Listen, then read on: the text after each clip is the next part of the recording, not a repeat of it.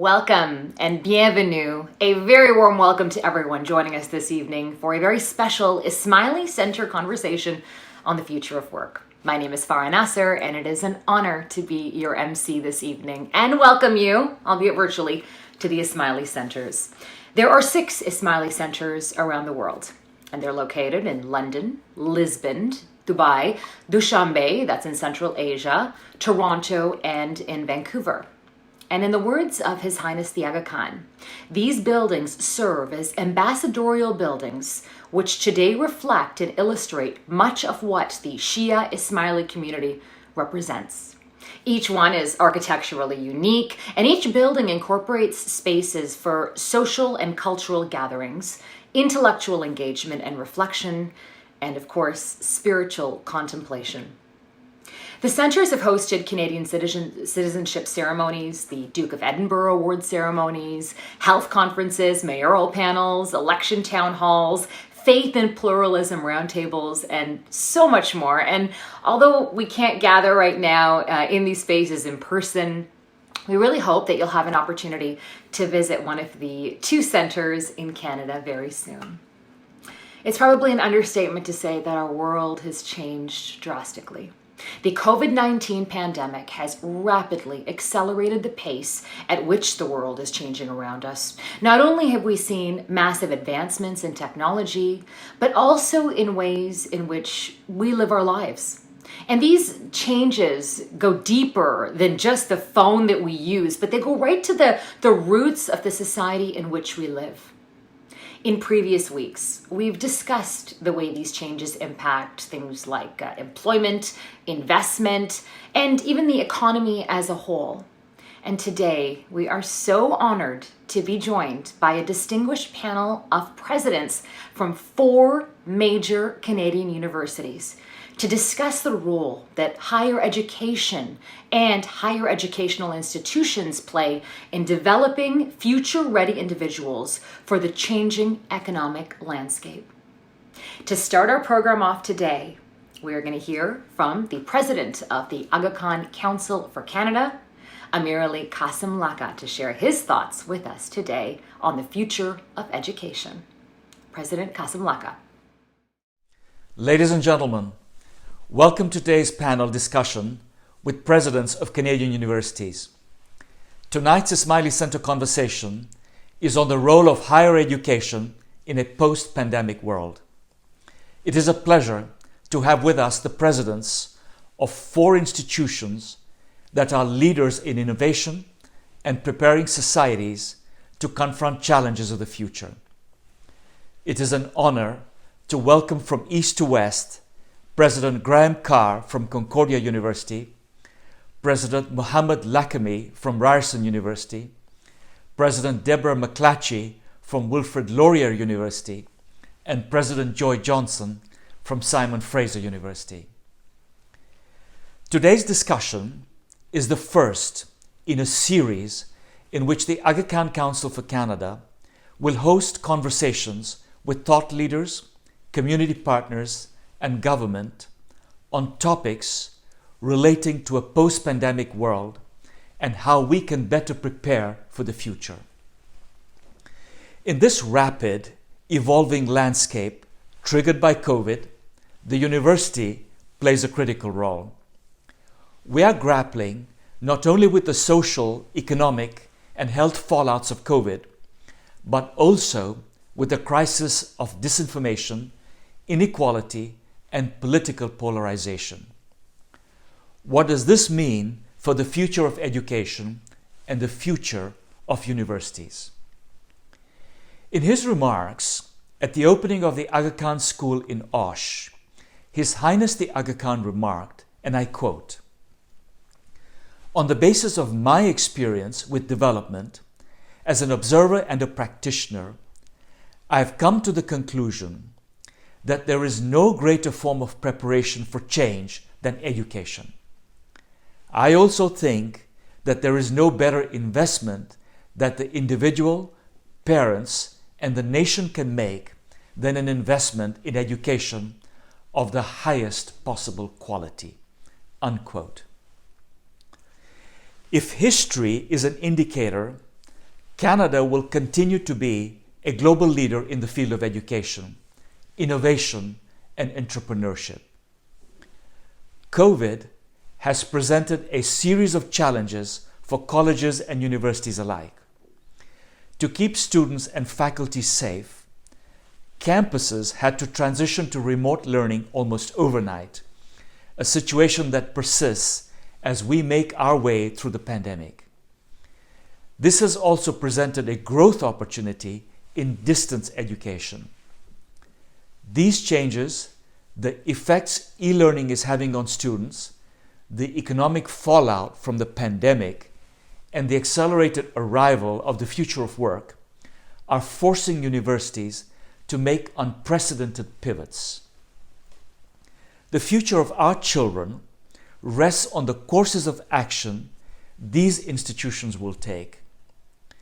We are fortunate to have high-caliber post-secondary institutions in Canada led by world-class leaders who constitute our panel today.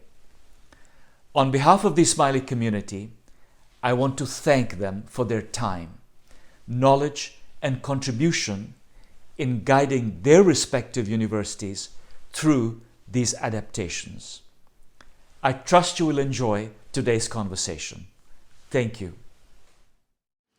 Thank you, President Qasim Laka, for that introduction. And now it is my pleasure to introduce you to our panelists for today's discussion.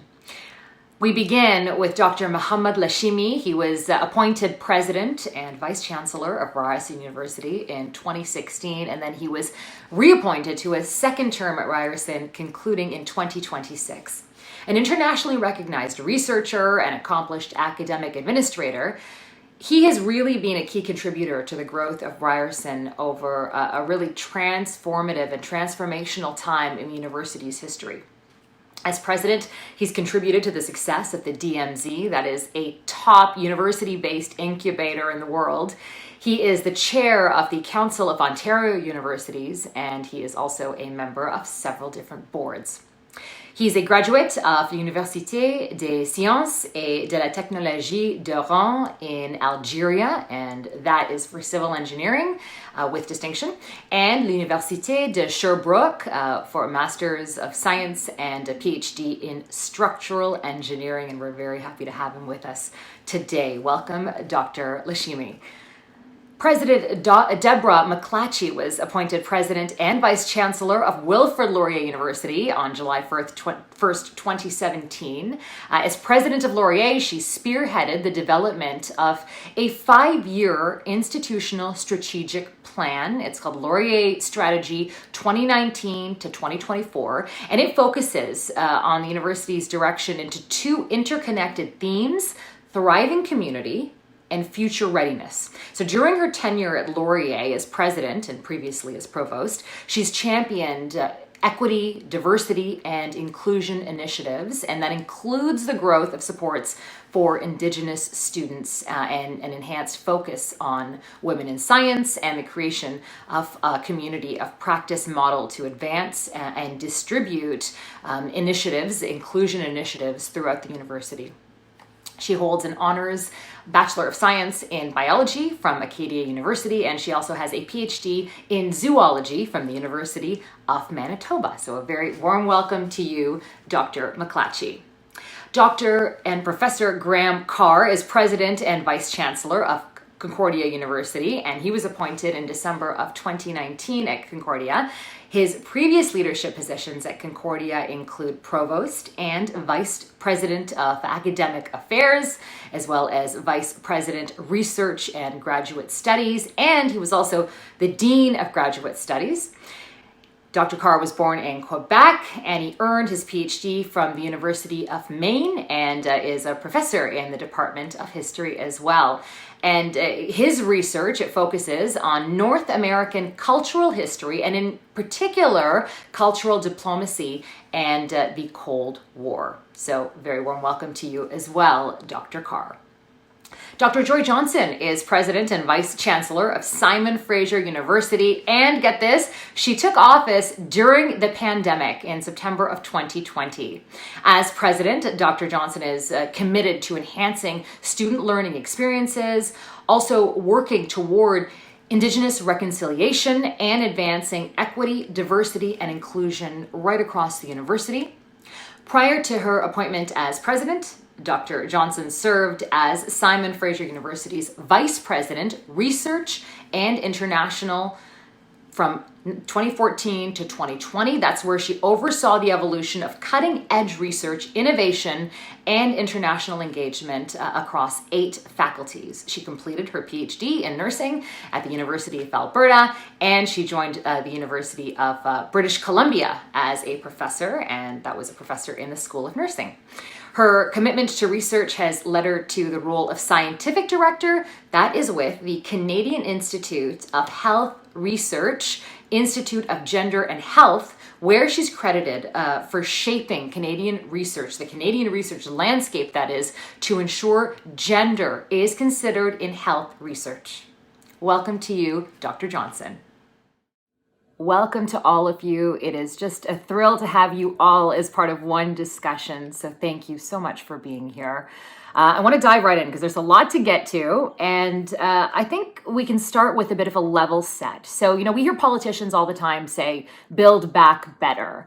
And this pandemic has really forced a rethink of a lot of things, and higher education and the future of higher education is obviously one of them. So how has this pandemic altered the way you see and deliver higher education? And I'm going to go around to all of you, but because I'm a proud Ryerson grad, I'm going to start with Dr. Lachemi. Thank you very much, Farah, and very happy to be among colleagues here. I would say that COVID accelerated some trends that were already in motion. We knew disruption will happen, whether we like it or not. But we must be willing to adapt to take advantage of the opportunities and our strengths. For Ryerson University, that means embracing our values such as diversity to develop new global ideas and new ways of thinking. We also must be intentionally inclusive so that we don't amplify or make existing inequalities worse.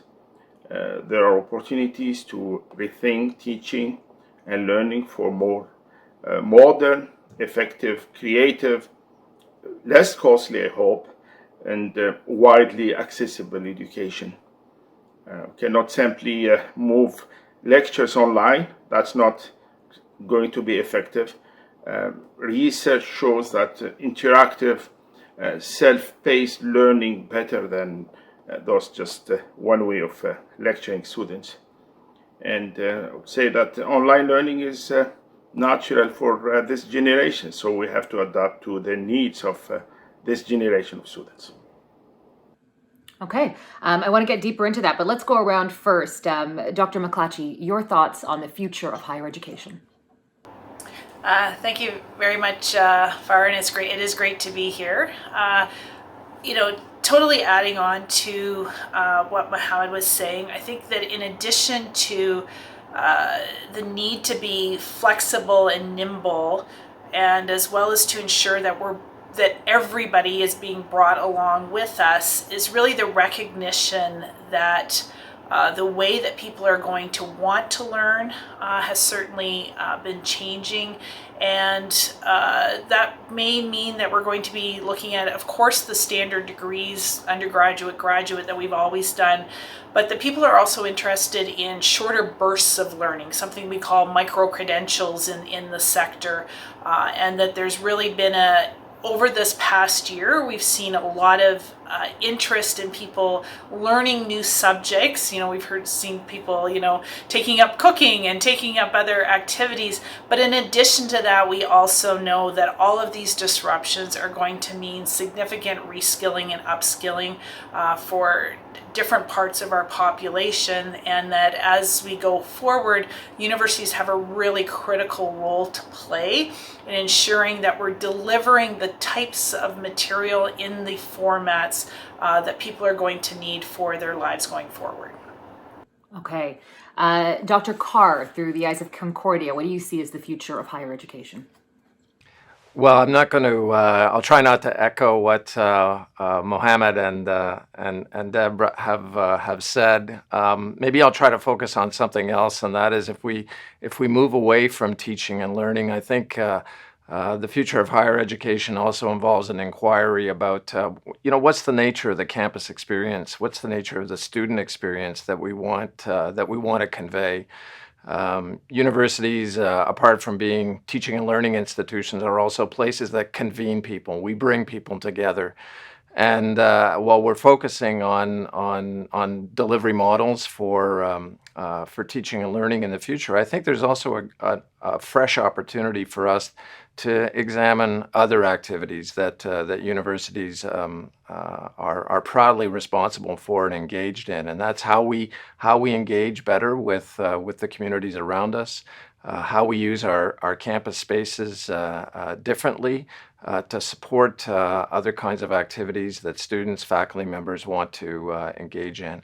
And finally, I think there's an important reset for some areas of research as a result of what we've learned over the last 12 months as well, in terms of the ability to collaborate more easily at distance using some of the technology tools which are now more common. Okay. And Dr. Johnson, your thoughts on this? Yeah, thanks so much. It's great to be here, and just want to build on some of the comments of my colleagues.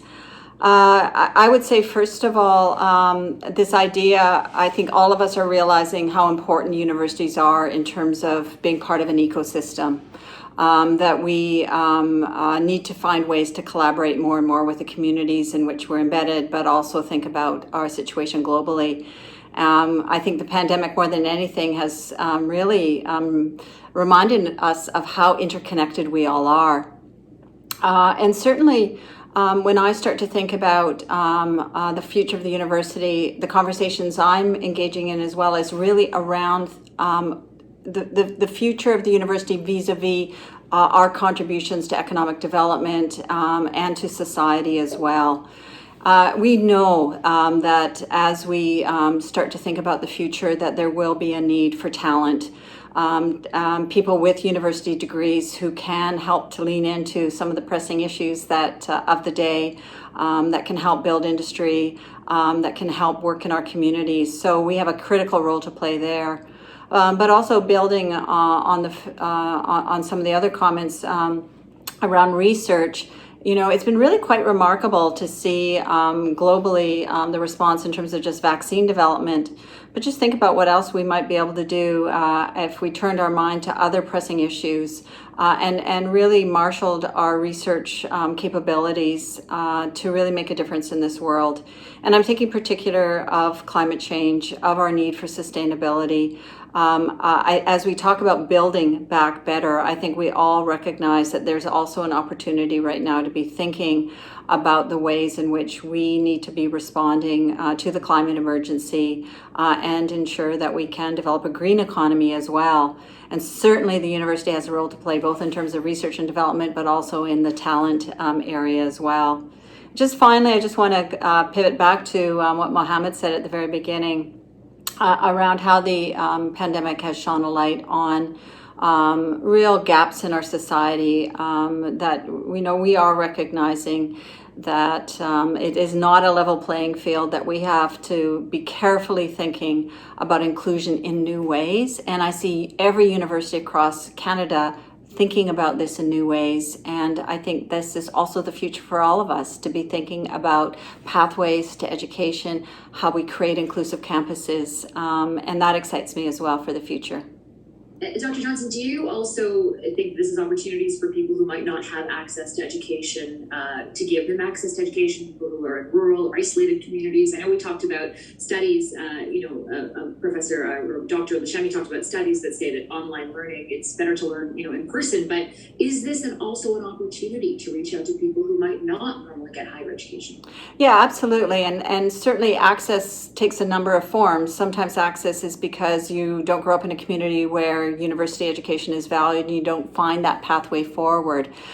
So I think, or you don't feel you have the financial support to actually come to university. So I think we need to look at all those barriers, be they barriers because of location, be they barriers because of economic or social location. And I certainly know it's really interesting as well. I'd say, in addition to that, our partners, our donors are also really turning their minds to this, to be thinking about this issue of justice and access to education as being so pivotal to building a strong society. And so, yeah, we all need to be thinking about it. Part of it might be related to online education, but other forms of access I think are really important as well. Okay. Dr. Carr, how do we create more opportunities for people who normally wouldn't have access to education in this time where we're trying to build back and be more equitable?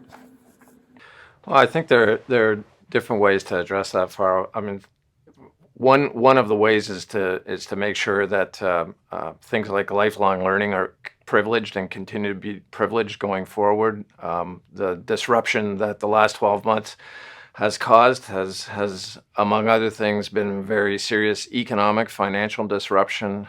We know, and my colleagues have referred to it, that there will be a demand for upskilling and reskilling going forward. And I think universities have a kind of checkered record of serving that reskilling need going forward. So for me, that's one area where we need to be more inclusive as we think about adult learners differently, as we think about the needs for training in different kinds of fields.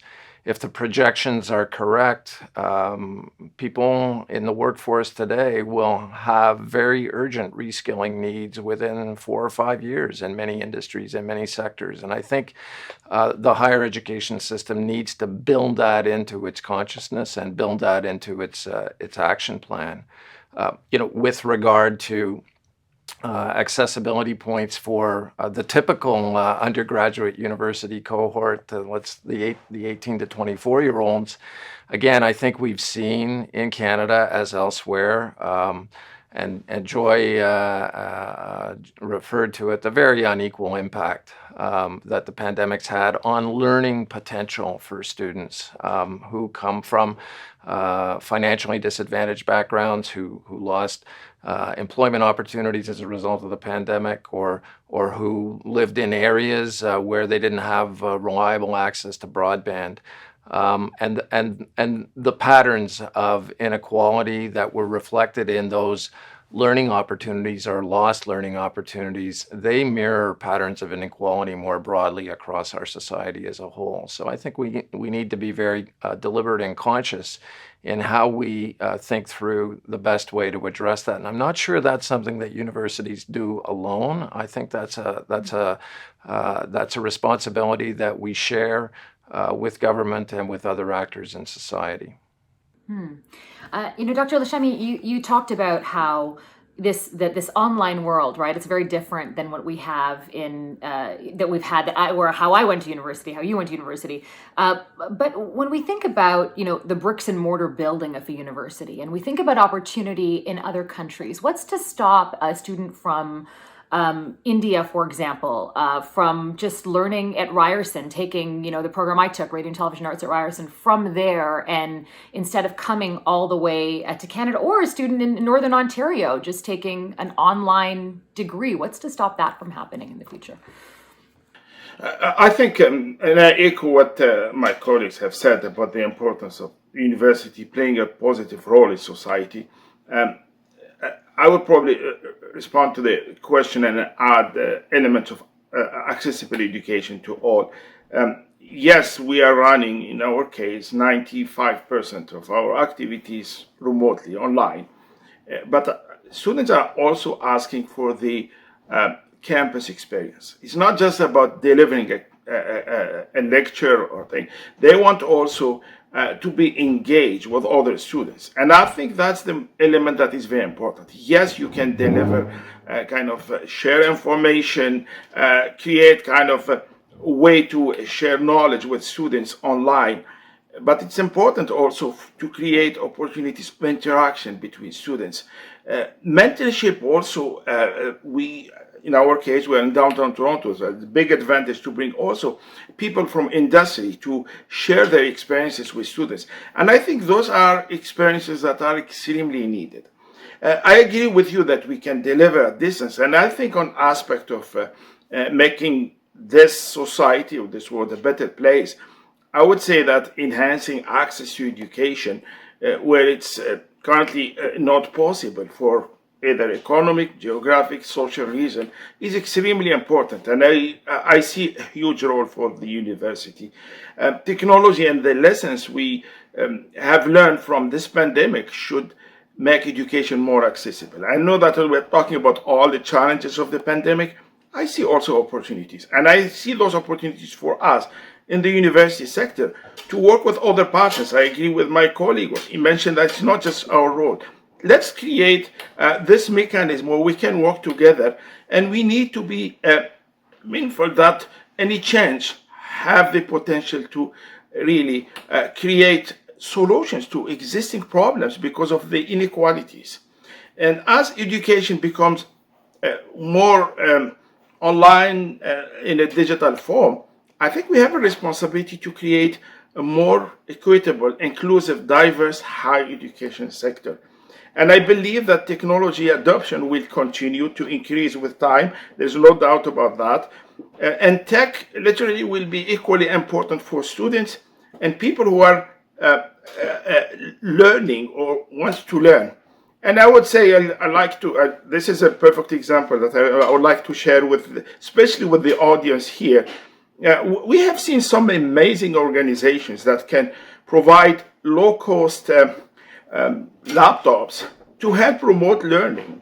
And actually, in our ecosystem of innovation and entrepreneurship, there is a company that started in our DMZ called Rumi. And actually, this company started by somebody who, from the Ismaili community, his parents came from East Africa. And he wanted really to do something about people who are around the world don't have access to this. He created this company. It's a big, for me actually, it's a huge success story, not just for us, but I think for society. So every time I meet with Tarek Fancy, I'm amazed by his thinking about helping others. And this is a non-profit that uses the innovation technology to provide underserved communities around the world. I think they have a presence now in about 20 to 30 countries, and they are very active in refugee camps around the world to give access to the latest and best learning content available online.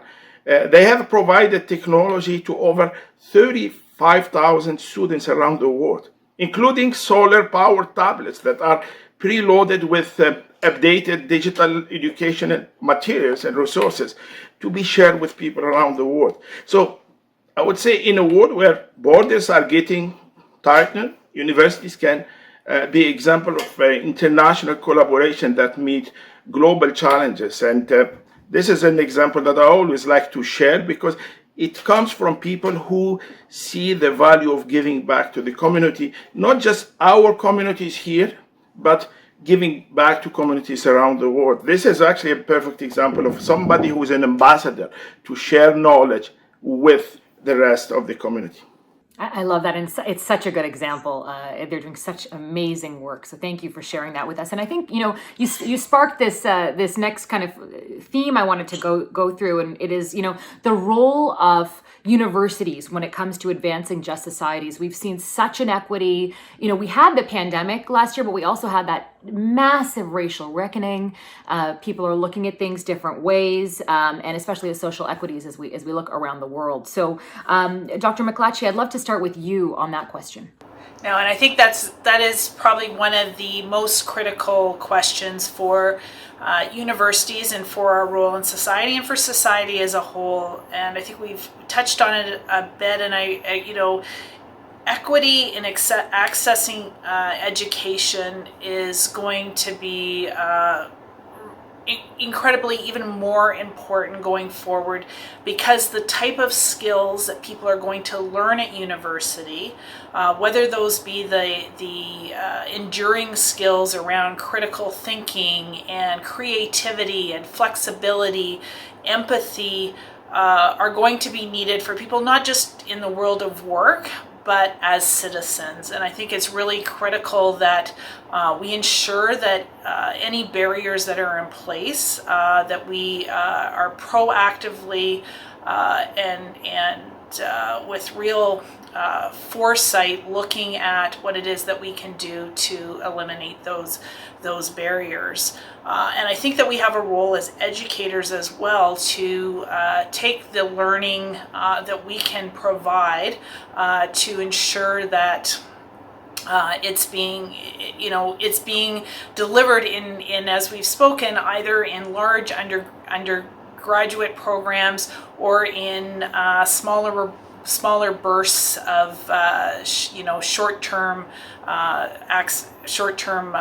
programs. And so looking at all of that, I do think that this question of geography is going to be a critical one. I don't think that geography should be a limiting reason for why people can't get access to university education. And I think there's lots of there's certainly online models to be able to deal with that, but I also think there's other ways. So how do we partner within communities beyond our geographic locations? So in Ontario, for example, we have Indigenous institutes that are associated in the province with a number of Indigenous communities. And that is one way that universities, by partnering with Indigenous institutes, and really listening to those communities about the type of university access and programs that they want. How do we support in community learning, and so those are the types of examples as we go forward. I also think we have the current government in Canada has promised that in this decade we'll see 98% of Canadians having access to high-speed internet. That will be a game changer for communities, and the expectation that students to learn at university have to come to Toronto or Waterloo or Vancouver or Montreal. We have to change that approach so that we're giving all Canadians, as well as global citizens who want to participate in our exceptional post-secondary system, get a chance to do so. Okay. Dr. Johnson, I know we've touched on this a little bit, but I'd love to get a bit deeper in this and the responsibility that universities have when it comes to this equality and equity. Yeah, thank you. And I want to emphasize that certainly social movements like Black Lives Matters have really pushed us to start to think about issues of anti-racism, anti-oppression in new ways. This past week, concerns around anti-Asian racism have also raised their head. And I will say universities have a responsibility to really be taking these matters seriously. Here at Simon Fraser University, I'd say, we are a reflection of society, and I think we'd be naive to think that we don't have views that many of us would find really offensive within our university community. And it's our job, I think, to be clear about what we stand for as a university, and to educate people. And to put structures in place, and to hold ourselves accountable. I mean, part of our work, and we're seeing this across universities, is to collect data collect data on the diversity of our faculty, staff, and students, and to ask ourselves, are we representing the diversity of our society in our university community? Certainly as part of our leadership team to be thinking about, and we're being pressed as well from members of our university community to be thinking about representation, particularly from BIPOC members in our senior leadership, from our deans to our associate vice presidents to president. How people want to see that diversity across our university, and well, they should. We know that diversity can lead to diversity of perspectives, can lead to better decision making, can lead to stronger institutions. So what I'm seeing right now, certainly at SFU, but across the country, are the development of structures to hold ourselves accountable, to create equity, diversity, and inclusion plans that really can move the dial in terms of education, creating better processes to ensure that we can indeed remove bias in terms of our hiring practices. But also, I think aspirationally to be inclusive, truly inclusive, that everyone who comes to our campuses will feel that they can show up as their true selves, won't feel that they are in any way not respected or oppressed. And to be frank, there's work to be done, and I think it's something that, as a leader, I believe that I need to signal that it's important work. And create some accountabilities around that work. I also will say I see some of the work around reconciliation, while related, to be separate. I do think we also have very specific obligations to think about the way in which we address reconciliation for our Aboriginal Indigenous communities and create, has been commented on earlier, create strong partnerships. So that we can also ensure both access for Indigenous scholars and students at our universities, but also to be thinking about the representation of Indigenous knowledge in our curriculum, and thinking about the ways in which our communities also represent the lands on which our universities are situated. So it's a mountain of work, I have to say, but it's, I think, really one of the key challenges for all of us at this time. You know, it's just to further even what we're talking about right now when it comes to equity and inequality. We've also seen the rise of polarization. We've also seen, and I work in the media, so I can say this, you know, the rise of fake news or misinformation. What do you think, Dr. Carr, is the role of universities to combat that, to combat, the division that's existing in our society that started well before the pandemic? Well, I think that question's far directly related to the one you just posed around diversity and inclusivity. I attended a talk earlier this week by Minister Hussein, and he said something that really stuck with me, which is that diversity is a fact, but inclusivity is a choice.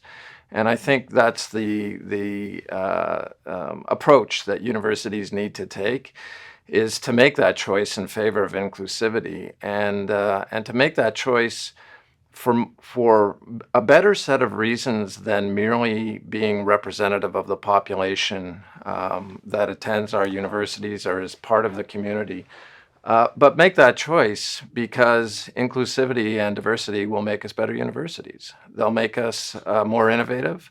If I think about the situation at Concordia, and you're talking to 4 presidents, each of whom have very diverse student populations, but in our case, with a little over 50,000 students registered at Concordia, 25% of those students speak French as a first language, but more than 50% of our students speak a language other than English or French as a first language.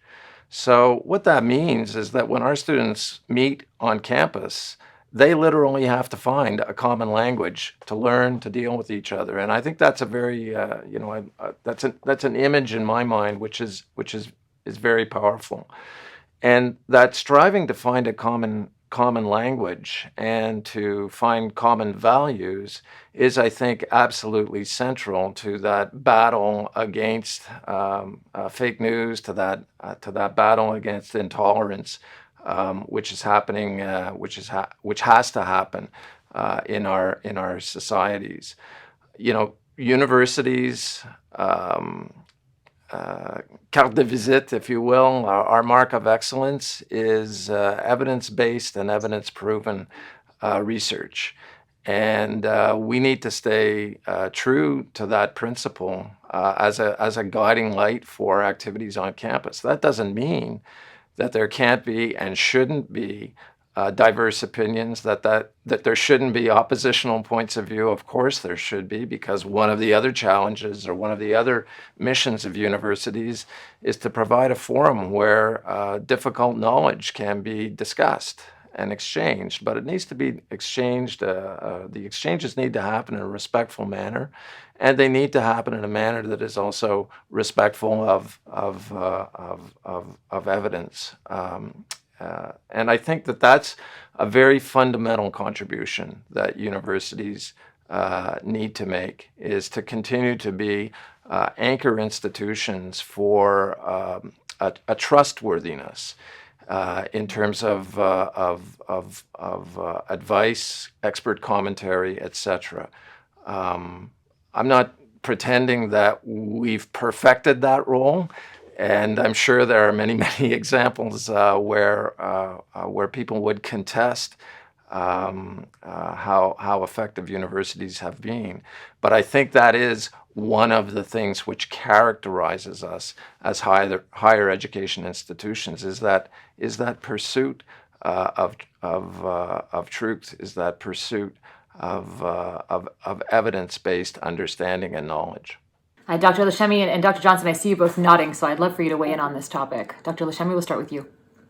Yeah, I think there's a huge difference between our role as generator of knowledge and what is available to people in terms of information. I think a lot of people are not necessarily, or they don't have a good understanding about the difference between the two. There is a tremendous amount of misinformation and growing antagonism spread across the world, unfortunately. And we see more and more Canadians that are getting their news from social media. And as we are seeing misinformation about especially COVID, in particular with the issue that was amplified, unfortunately, by a politician in the South, we are seeing actually the effect on the anti-Asian racism everywhere, even in Canada here. That actually is purely misinformation about the origin of the virus, COVID-19 virus.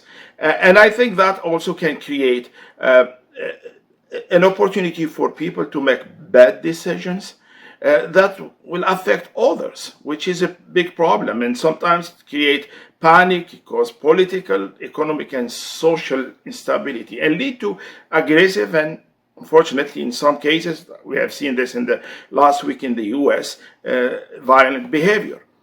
I would say universities play an important role in mitigating the spread of misinformation and addressing the negative impacts of stigma and fear through education. And I think that our best tool to do that is through education and generating knowledge that can be shared with society. I can give you an example. At Ryerson, we have researchers at the social media lab led by one of our Canada research chairs in collaboration with researchers at Ryerson University that are working on actually a 2-year study to develop online learning interventions to improve knowledge and behaviors related to COVID-19. This will help not only during the pandemic, but I'm sure this will be also a tool that will be very useful in the future for future events. And as universities, we can help the public. We can also help policymakers and social media platforms to better understand how misinformation spreads and the impact it could have on people. And this is, I think, is fundamental role for universities to play and to make this society a better society. Dr. Johnson. Yeah, no, I totally agree with my colleagues. I just a few points. One is one thing that I've really observed with the pandemic has been, while there has been this wave, on the political side prior to the pandemic in particular, around challenging truth, fake news, it's, this whole notion of fake news, etc. I would say with the pandemic, there's been a great interest in science. And so that's a bit of an upside right now, that people are really interested in understanding, for example, the science behind the epidemic, the science behind the vaccines, etc. And that's, I think, a positive. I also agree with my colleagues around the role of universities in terms of combating claims, false claims. And I think that we have a key role to play in what I refer to as knowledge mobilization. You know, we used to think about universities as places where, you know, great researchers do research and publish in academic papers, and that's that. But I think most of our scholars now understand that that's not enough, that they need to make sure that their knowledge actually is making a difference, that they need to share it in the popular media, for example. And we see many examples of our scholars now not only writing papers for scientific journals, but also engaging with the media around their science as well. But also, we have a role to play in terms of partnering with communities, and we've talked about this as well in this panel, partnering with industry, with communities to generate knowledge together. Knowledge generated together will lead to greater uptake of that knowledge. And so to kind of lift the veil, to help people understand how knowledge is generated, to understand the ways in which we can work together to solve problems, I think can help to really combat this kind of cynicism about the veracity of claims that really are evidence-based. So we've got work to do there, but I do see a few glimmers, I would say, at this time in terms of moving that work forward.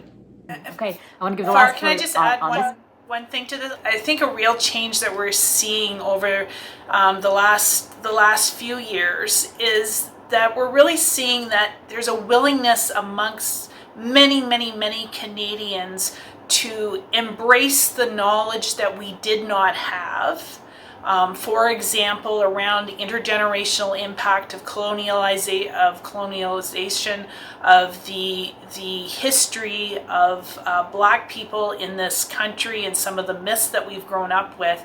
And so I've seen a sea change even in the last few years of how many people really want to say, I want to understand the history, I want to understand the culture, and therefore it allows those conversations around systemic racism to occur in a really authentic way. And I do think that universities have been one of the leading organizations, along with many community-based organizations, to really move these dialogues forward in the way that they have to be. And I even, I look just at February as Black History Month, and the mix of scholarship and outreach that was very accessible, that was coming out of all of our universities, made available through this great world of Zoom and other platforms that we all live in. And I think being able to continue that type of work is going to make a difference for us in this country going forward, and really proud of the work that many of our scholars, our students, faculty members, staff are doing in this area. Could I jump in there for a moment? Because it seems to me that there's in a way, this topic brings us back to where you kicked off the conversation, and it's about what is the role of university in society? What's the nature of education? And yes, earlier we were talking about opportunities and the need to provide upskilling and reskilling and credentials, and we know that there are many other actors who see the education market now as a great opportunity for them to provide credentials. The danger, it seems to me, is that we can't trivialize education as something that's fundamentally transactional. The value of a university education has to go beyond the 3 credits and the competencies that students acquire in courses, and it has to get as well to the social fabric of what the campus is and to the values that universities are trying to encourage students to develop and to encourage our whole community to develop as citizens.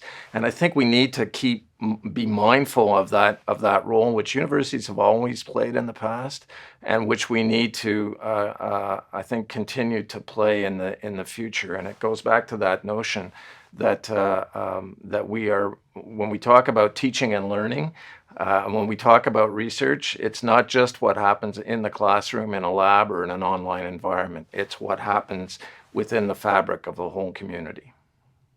Dr. Carr, that was a perfect segue. And I'm going to start with you then on this next question, because, when we're talking about the future of work, right, we're talking about skills, as you mentioned, like collaboration, connection, critical thinking, creativity, communication. So that's something, of course, that online is not the same as being in person. We're also thinking, though, about the importance of STEM. And when we look at the future of work, how do you think universities should be responding to developments? And actually, if we even go a little bit further back in what we were talking about, there's also now this other idea of thinking really empathetically from almost a trauma-informed perspective, from a diverse perspective when we're thinking about the jobs of the future as well. So talk to me about that and how universities should respond to all of this. Well, I mean, you're talking to someone who comes from a humanities background, who's always believed in the value of soft skills, and I think that's increasingly, for years and years and years, employers have stressed how integral soft skills are to bringing graduates successfully into the workplace. So yes, there's knowledge that students acquire at university, but there's a way to apply that knowledge and a way to share that knowledge, which we also need to be more adept at providing. And I think you mentioned STEM. One of the concerns that I have is that in the aftermath of the crisis that we're still in the midst of, there's going to be enormous pressure to invest in STEM-related disciplines, and I fully agree with that, and I fully support that. But what we've also learned over the last 12 months, just think about it, are all the gaps, the human gaps that exist in our society in terms of the ways in which elderly populations, for example, found themselves vulnerable. We've already talked about other vulnerable university-age populations. And I think to be able to successfully address those needs of society, we need to be mindful of the role that the full campus, the full array of disciplines on campus play to creating a better rounded, a more rounded society. So yes, certainly there's going to be demand for particular skills going forward. Universities need to find ways to train students to meet those demands, but we need to find ways to train students to meet the demands of society more broadly as well. And that goes beyond STEM. That involves everything on campus. Dr. Mcclatchy, your thoughts on the future of work when we talk about all these soft and hard skills? Yeah, I totally agree with that, and I actually think we should eliminate STEM as an acronym from our language and make it STEAM and add the A for arts, because I think the future really is about the interdisciplinary need that we are going to have to solve many of our really critical challenges that we have both locally as well as globally.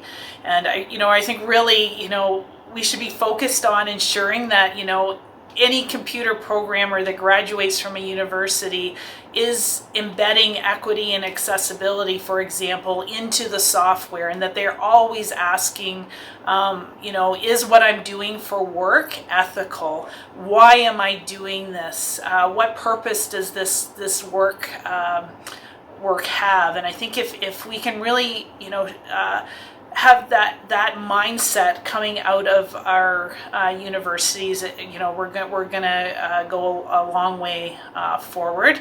And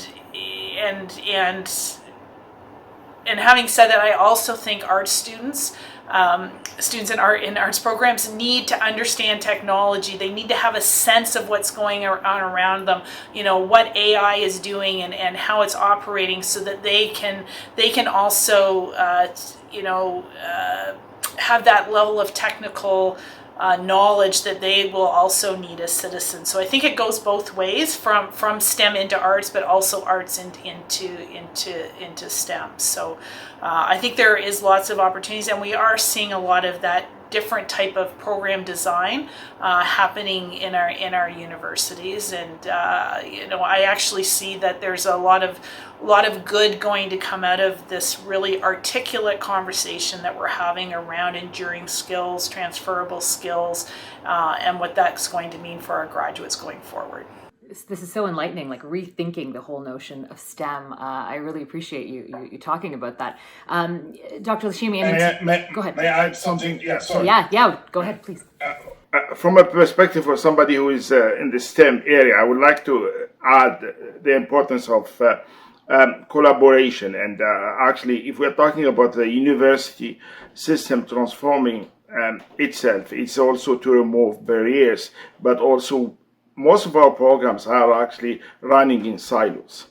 My recommendation is really making sure that students should spend time on collaboration. I know that when we talk about STEM, it's about problem solving, but problem solving can be also with others from other disciplines.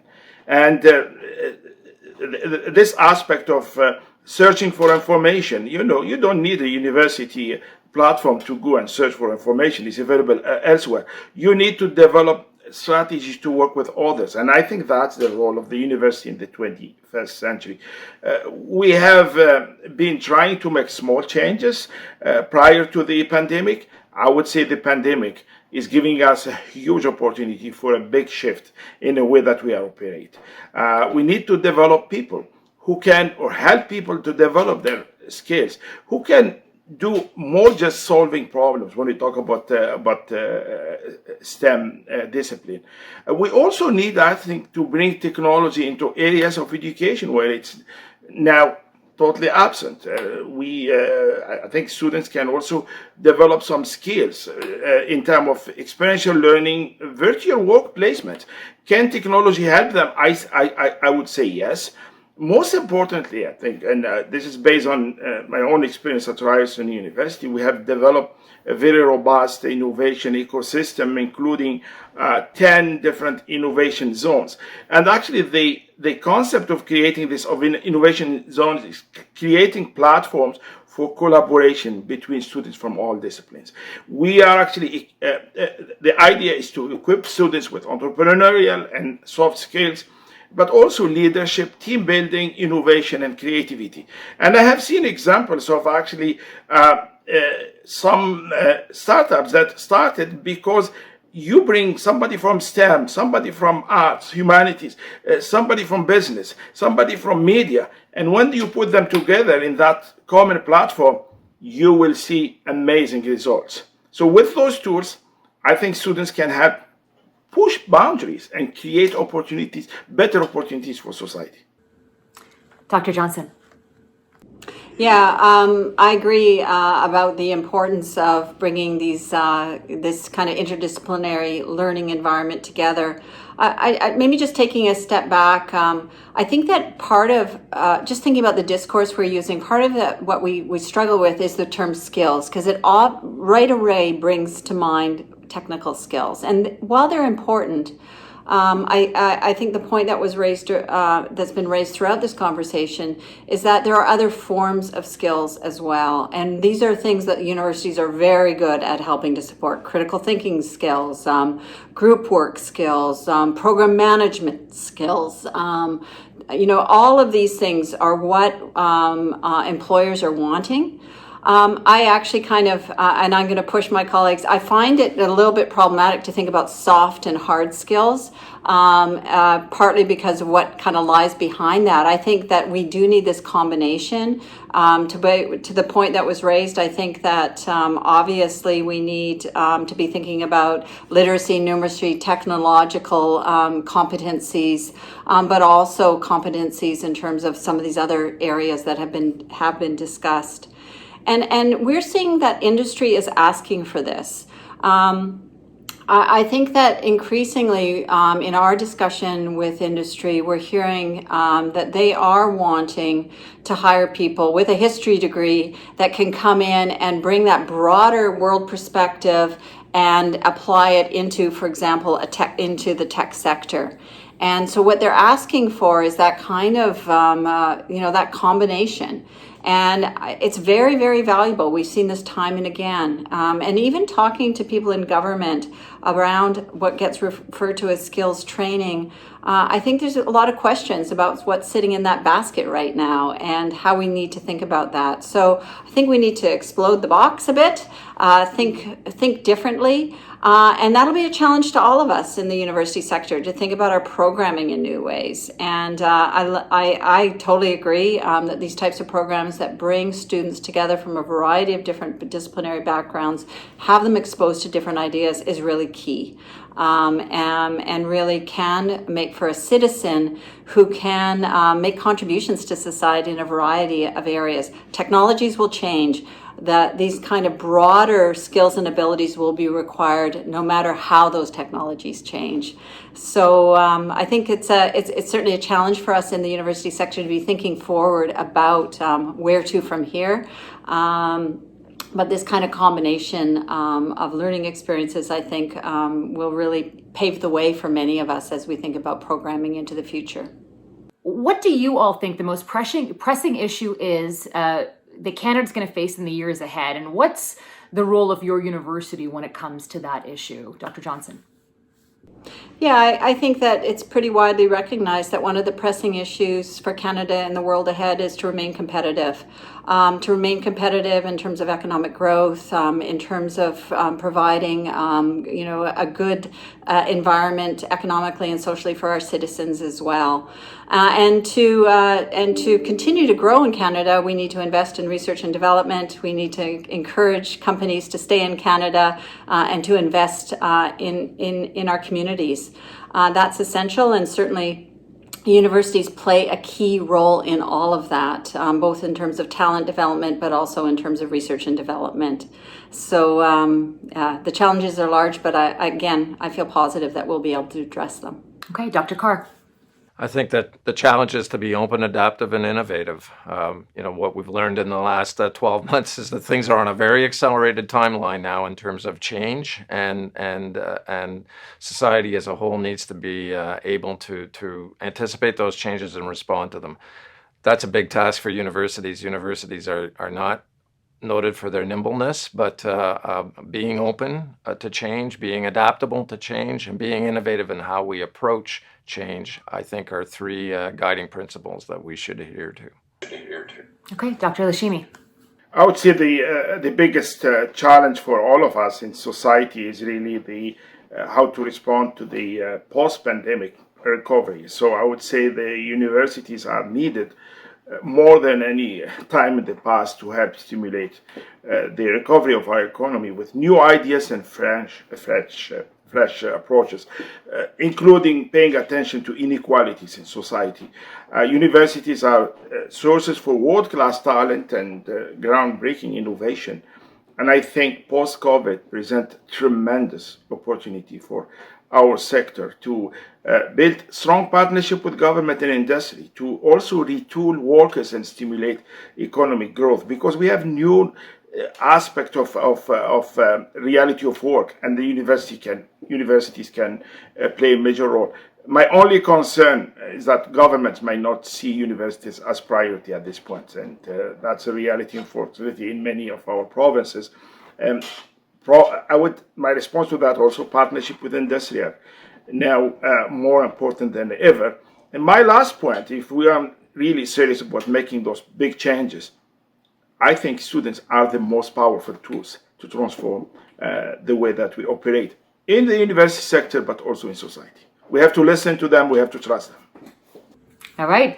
Last word to you, Dr. Mcclatchy. Well, I agree with everything my colleagues had said, and I would add that we do have the umbrella layer of climate change and the need to make the adaptations locally as a country and globally. And the role that universities have to play, of course, is on research and knowledge dissemination in this area.